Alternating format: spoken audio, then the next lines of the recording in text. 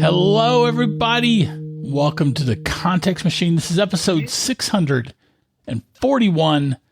I'm Bryan Jeff. And I'm Jeff Gamet. Oh, hey, God, that's so cool. I know. It's so cool. I get to hang out with Bryan Chaffin, and Bryan Chaffin gets to hang out with Jeff Gamet. Lucky me. And lucky me. Also lucky everyone else, because we have a website they can go check out. Contextmachine.io. Contextmachine.io. What is this new interface I've got on now? You can also use contextmachine.io to reach out to us. You can find us on Mastodon at Context Machine. You can also find me on the threads at Geektails.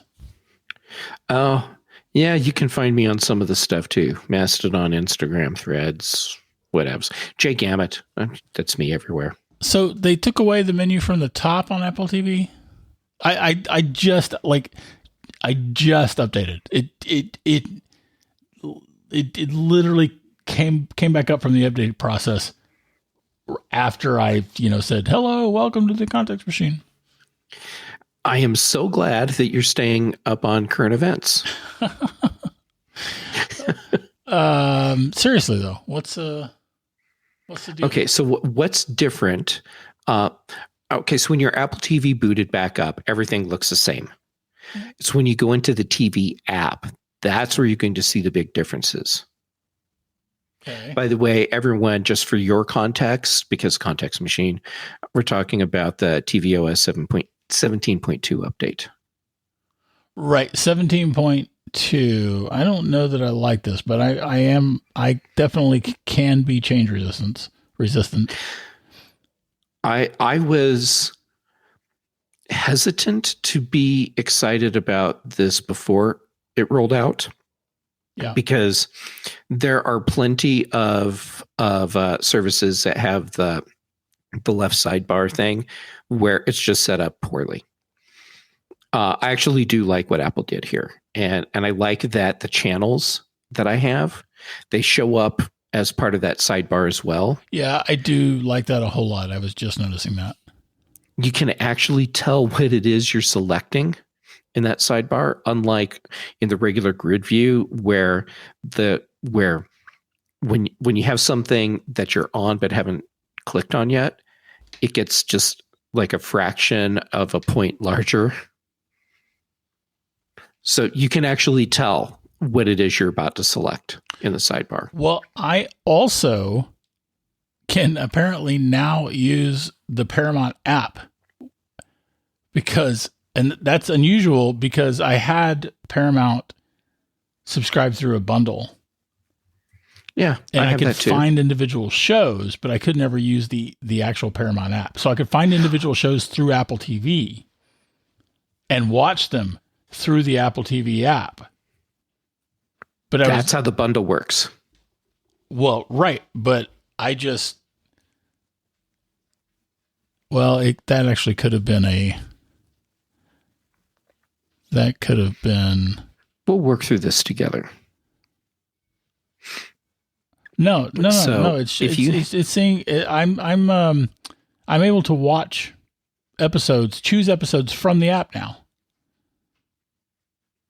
So you have the Paramount Plus app installed separately. Yes.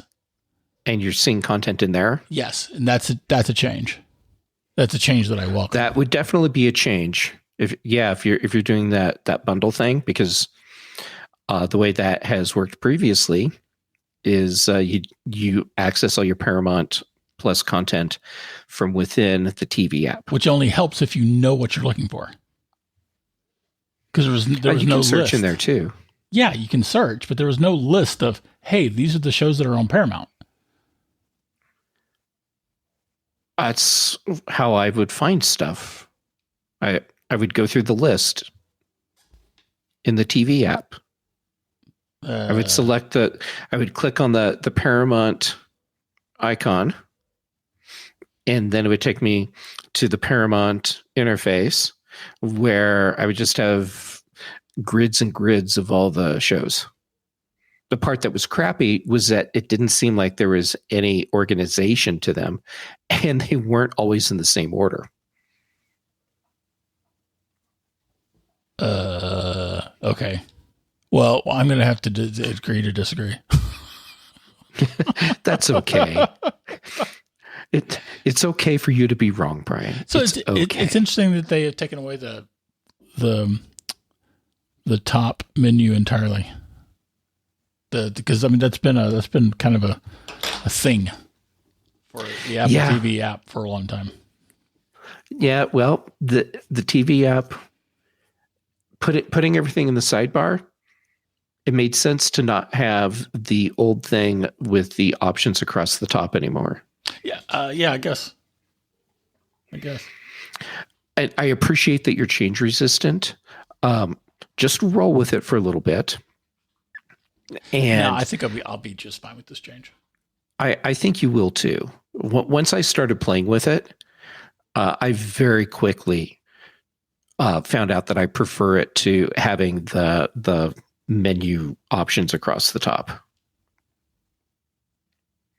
Right. It also makes it a lot easier to switch between user accounts if you have multiple accounts in there, because that if you look at the top of that sidebar, if you have multiple accounts, you can just click on the current account and it gives you a pop-up where you just choose the others. It's nice. I don't have any other accounts, so I lost interest in what you were saying. Okay, everyone else, if you're like me, and for whatever reason you might have multiple accounts, there you go. It's easier to switch between them now. So, hooray for Apple for doing that. Hooray for Apple. I'm going to mute while my dogs bark. Yeah, see, the dogs are happy about this as well. Yeah, they are. They get it. Yeah, there could be lots of dogs barking. I've got neighbors with dogs, and they have a guest dog, and the guest dog apparently cannot stand not to be barking. And of course, that will sometimes set off my dogs. I'm watching. That is very frustrating. And the dog I'm watching is on alert. So anyway, if there's dogs barking, I'm sorry. See, what I'm hearing you tell me is that you actually have enough dogs immediately available to you right now that you could do the Jingle Bells dog chorus song. Yeah, that seems about right. Yeah. So, Slow Horses. Yeah. I'm enjoying it a lot. Me too. Season 3 just started. I think we're 4 episodes in? Is that right? 3, isn't it? I don't know. I have an app I could check. It's 3 or 4. It's certainly one of the two. But so here's the real reason I wanted to talk about this. Mm-hmm. I love this show, but I also love the books and I love the show more. So okay. I mean, for me, it's usually if I love the books, I might be okay with the show. It's usually one or the other is going to be better. And while the Apple TV show is better, I love the books. The books are great. The books are fantastic. I've read all the books that are out. I think 8 of them. And I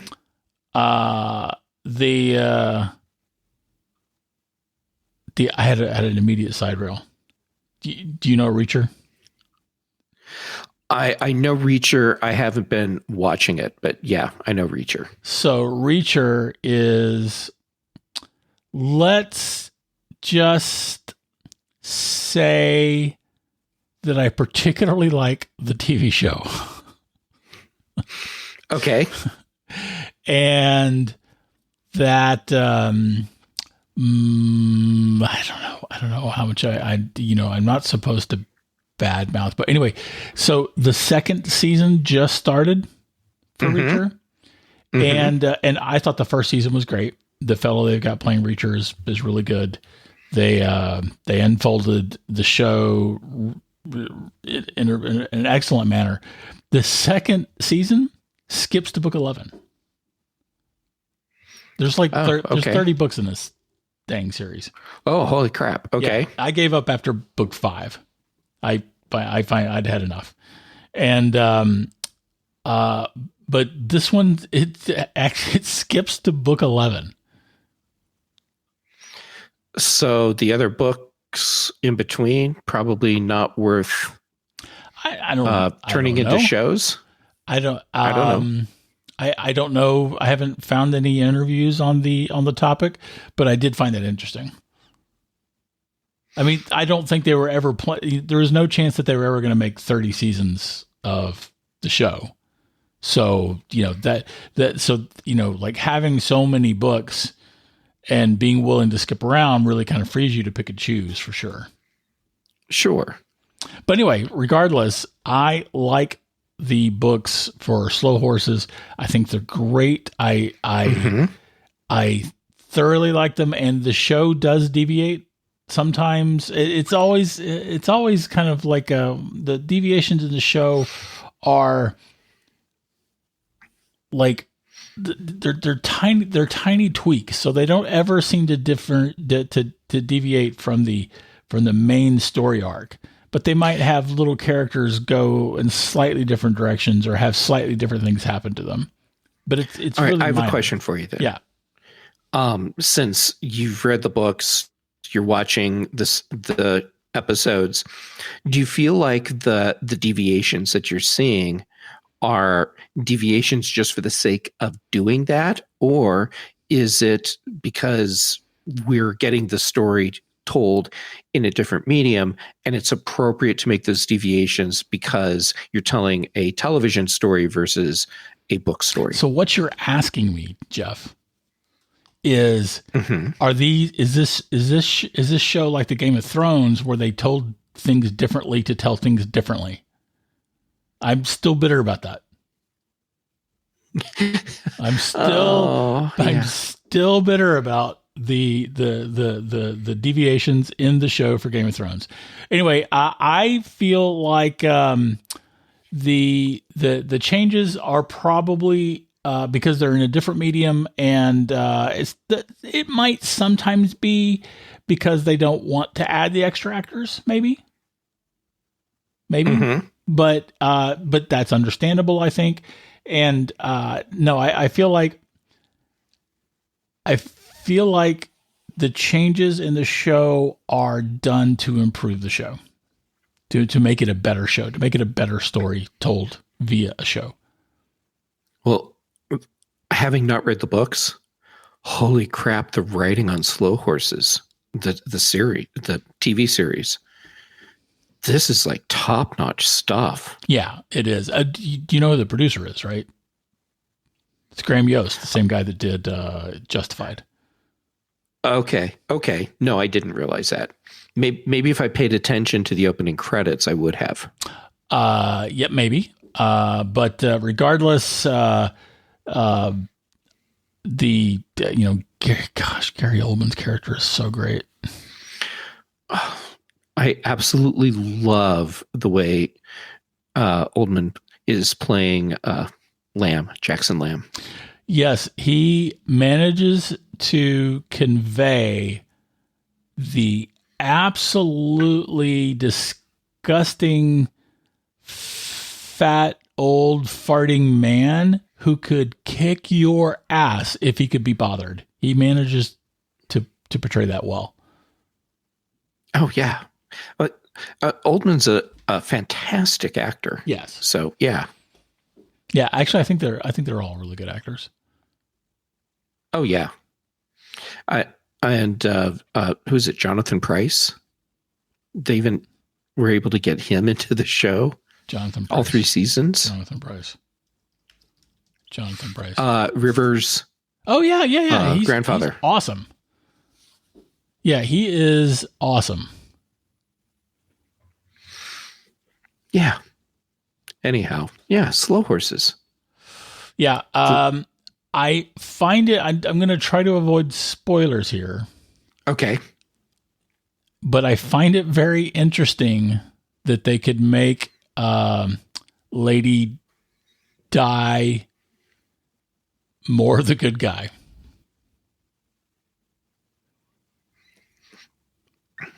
Do you know what I'm talking about? The blonde woman, the older woman who's just like this very powerful presence who works in the park. Yeah. Oh, yes. Yeah. Okay. Yep. Sorry. Right. I just needed some context. Yep. I know who you're talking about. First 2 seasons, she's like, clearly out for herself and stuff, but they did find a way to make her look better in comparison.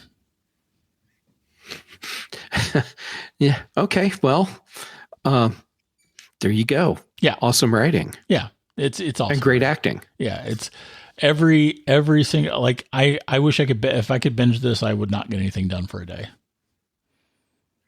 I can appreciate that. When they dropped episodes 1 and 2 of season 3 on the same day, mm-hmm. I had planned on, it's so cute how I think I'm going to watch just the one episode. Mm-hmm. It ends and I immediately started episode 2. Same. My schedule be damned. Same. So anyway, I'm enjoying it. I strongly recommend it. You should probably watch it from the beginning. Yeah. Mainly and not because it's awesome. Yes, there you go. Yeah, it's not like you really need to watch season 1 to understand season 2 to understand season 3.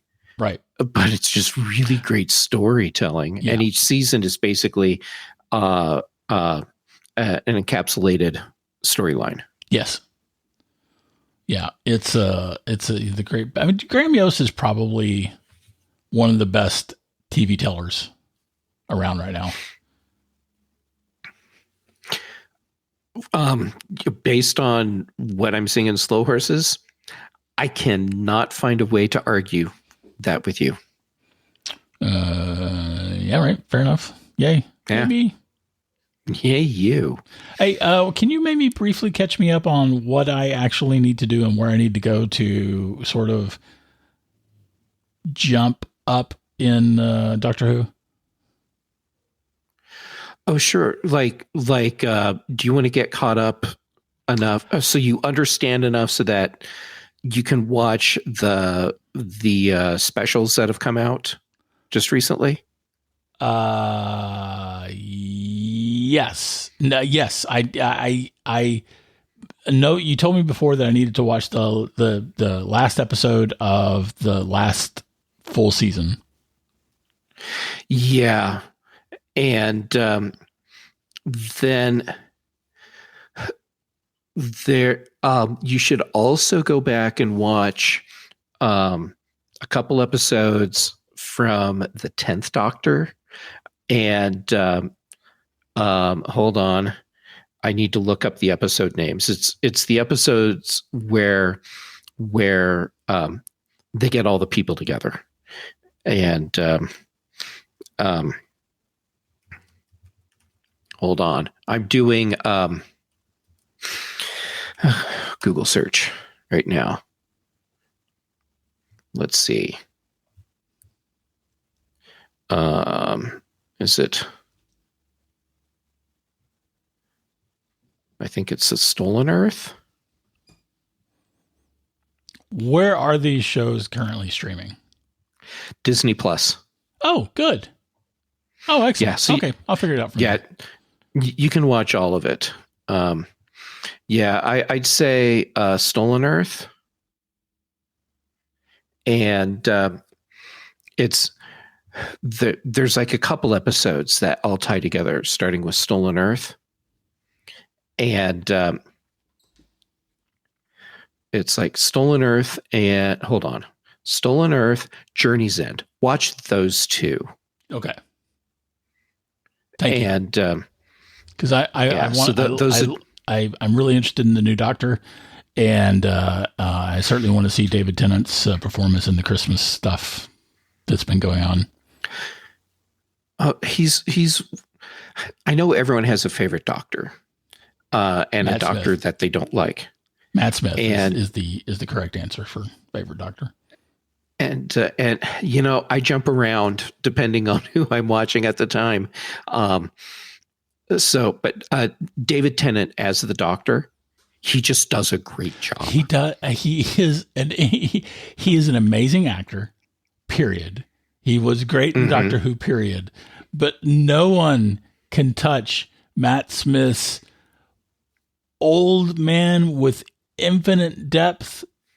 In 1 second to 4-year-old exuberant boy in the next. Matt Smith is just a genius. All right, so that first season of Matt Smith as the doctor, I had a really hard time getting through the season because each episode I felt was really weak, and then they do the first Christmas special with him after that season, and I'm watching. I'm like, man, this is really good. So I went back and rewatched the season. And I realized I didn't like it, not because of Matt Smith, but because Stephen Moffat wrote bad episodes. Yeah. They were all weak.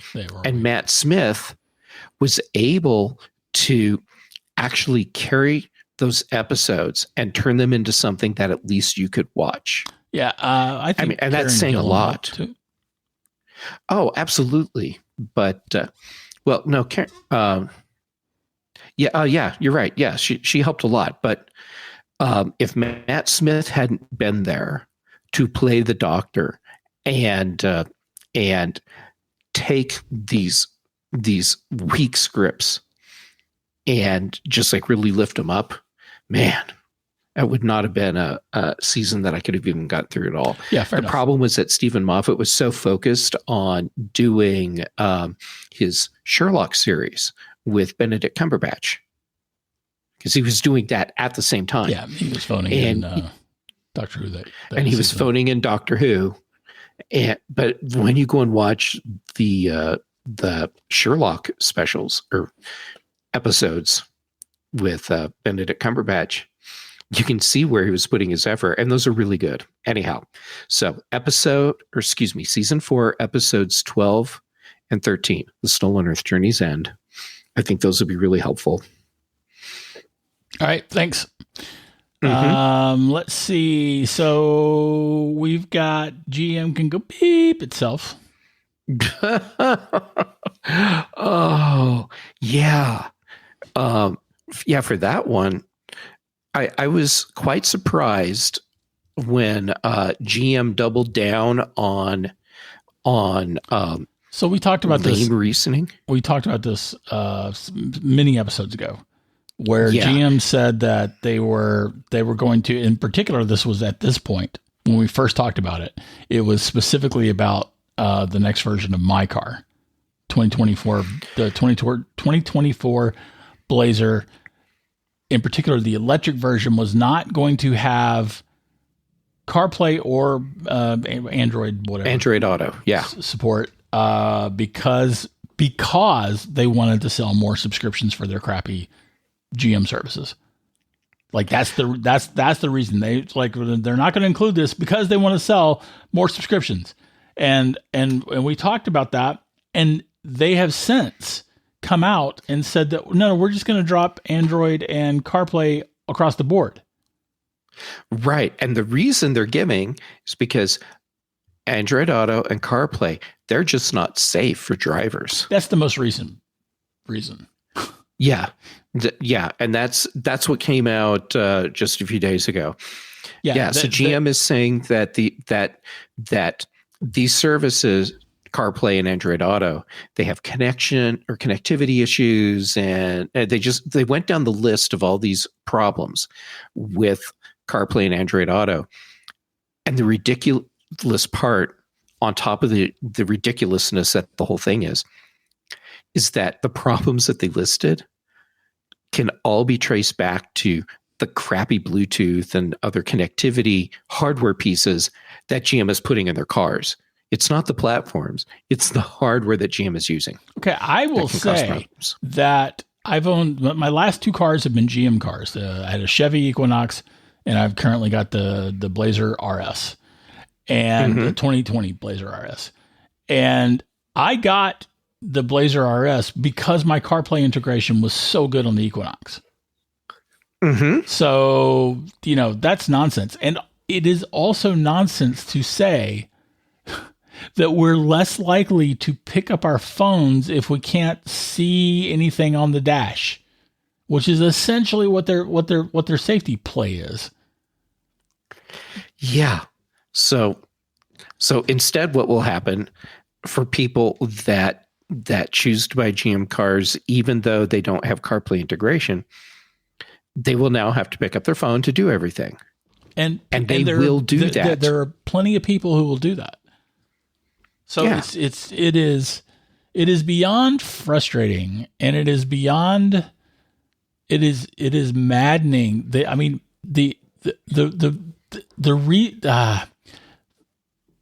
supposed reasoning of we're going to take this away because we want to sell more of our crap, because we want to make you have to pay subscriptions rather than letting you use the free services that you already have. It's just infuriating.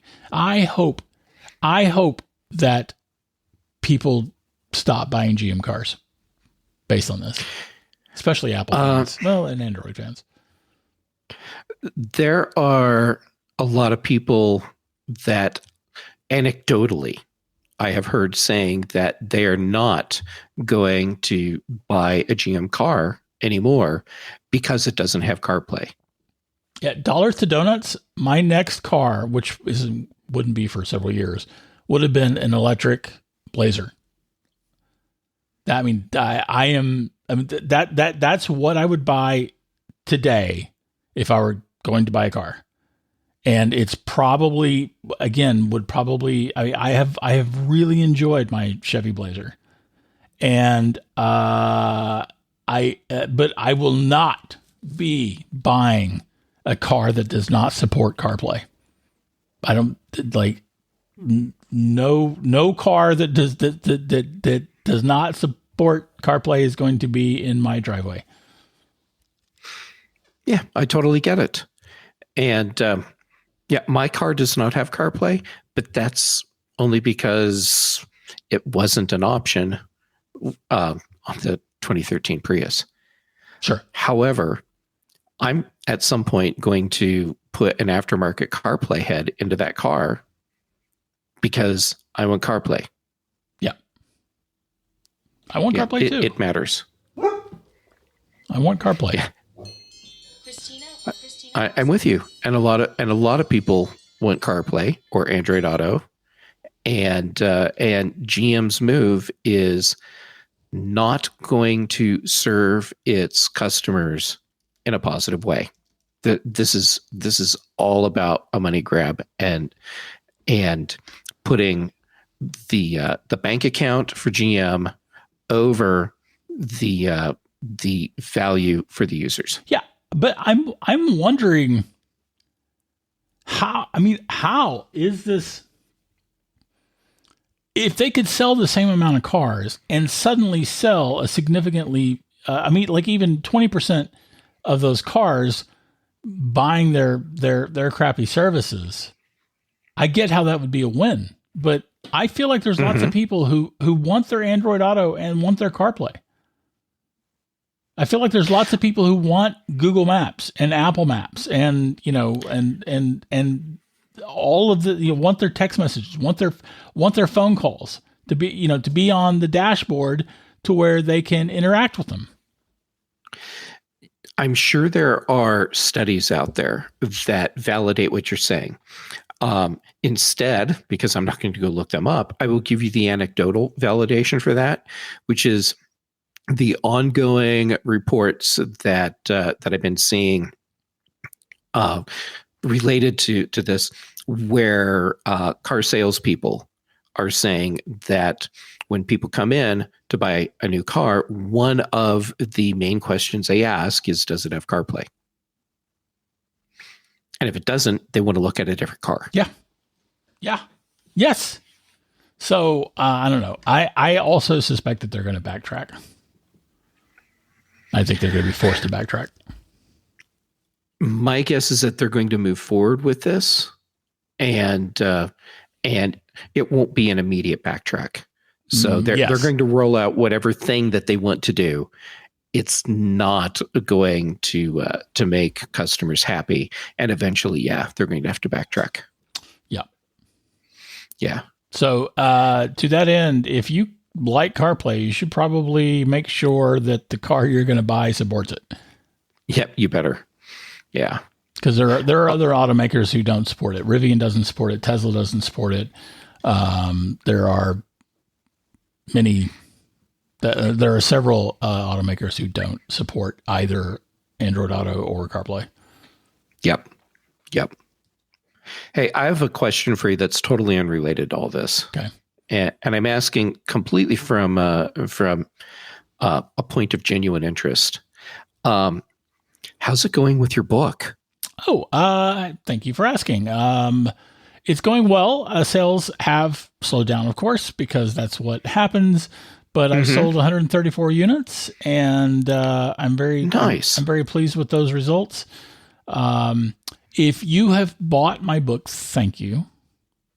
If you have bought my book and you've read it, please leave me a review. Anywhere, wherever you can leave a review. Matter of fact, if you like reading books and you like an author, the best thing you can do for them is to leave a review. And, I didn't know that until you told me. And the explanation makes sense, but I'm going to play straight man for you. Gee, Bryan, why should someone leave a review? Well, so leaving reviews has a significant impact on sales. The more reviews a book has, the more sales it will, generally speaking, get. And you are, providing. Well, so a lot of authors don't read the reviews. I have so far been reading all my reviews. They have so far been all amazing. I may change my mind when I get a very bad review, because I'm sure I will. And my point is that some authors don't read the reviews, but even knowing that they have reviews, it's very, very validating. Authors are, generally speaking, a needy bunch of people, right? We're all looking for pats on the back, and we're looking for that affirmation, and so anything that you can do to provide that, if you want to support an author, is useful. Signing up for their newsletters. I don't have a newsletter yet, but signing up for their newsletters is another very, very helpful, beneficial thing that you can do to support an author. Okay, good to know. And I love that your book is making sales. That's awesome. Thanks. I am so happy. Seriously, I am genuinely happy that you have published your book. It's out there and people are buying it. Thanks. I feel like now that I've brought up the subject of your book, I need to play straight man one more time here. Okay. Wait, Bryan, you have a book? What is it called? Oh, yeah. What is it I should have about? mentioned that. Where can I find it? I'm so terrible. It's called Accidental Intelligence. The premise is that it's the year 2139, and Mason Truman, private investigator, has a problem. There's a crazy AI named Miranda, and she wants his help. Only when she says she wants his help, she means bait. And you can find out about it at geektells.com/book. It's a very simple URL.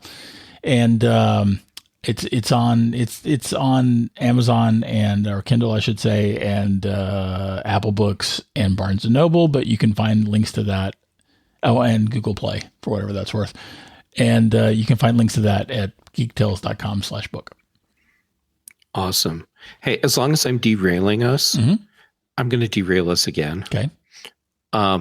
So your book AI is a part of the core of the story. Mm-hmm. I just finished watching a series on Netflix where AI is a core part of the story as well. So I just want to tell people, if you have not watched Pluto on Netflix, it's 8 episodes long, and it is so well done. It's for those of you that know who Astro Boy is, it is an Astro Boy story.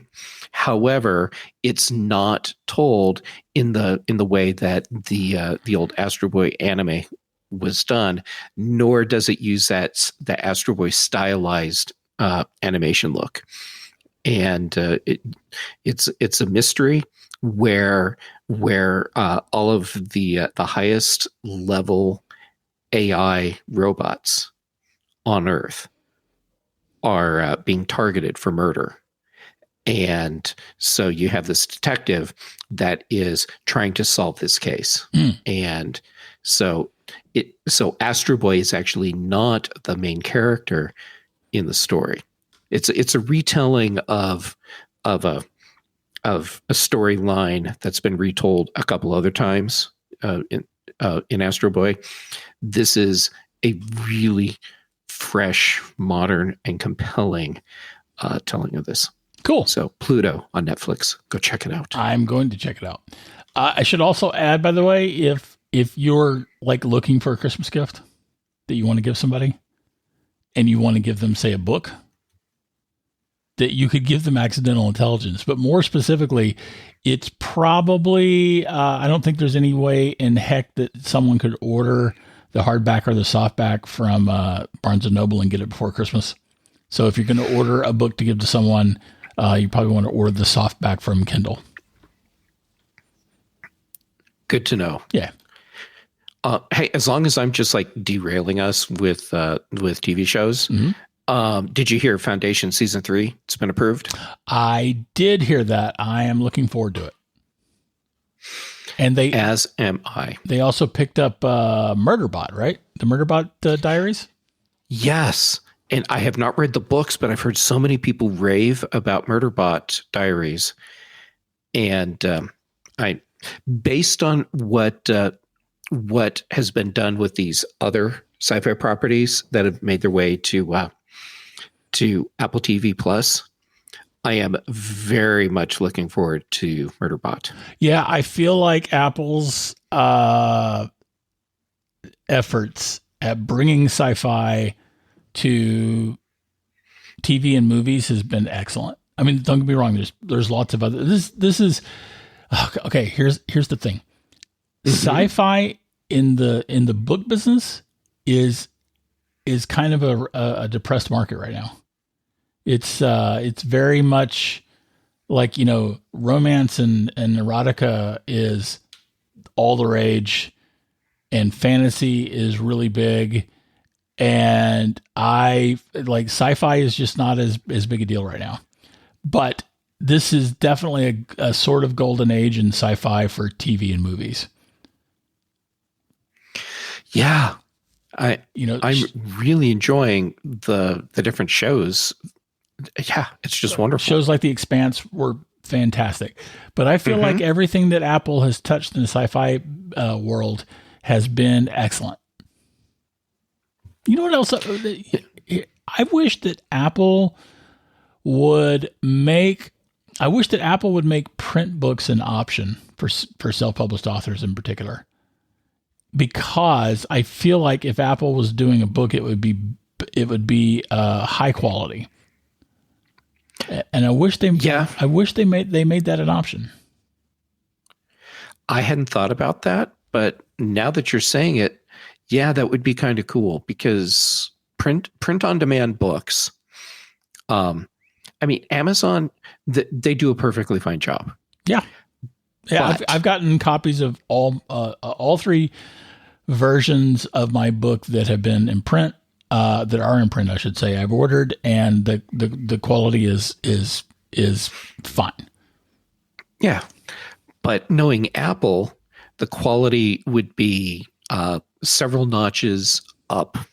Yeah, it's possible that they looked at that and decided they didn't want to because of the expense.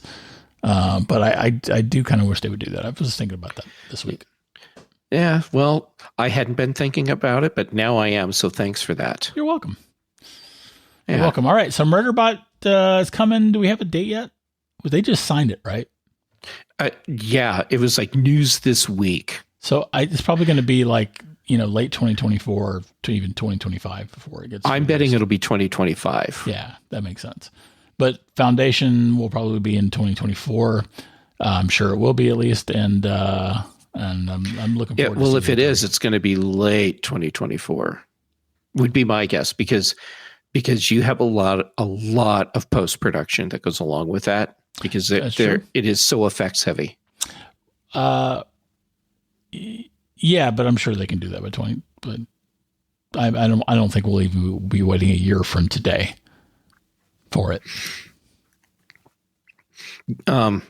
Yeah, I don't know what impact on upcoming projects that are just being signed, the writers and actors strike aftermath will have. And when I say aftermath, I mean all of the recovery, getting production back up and running for stuff that was on hold and all of that. That's a fair point. I'd forgotten we had a strike.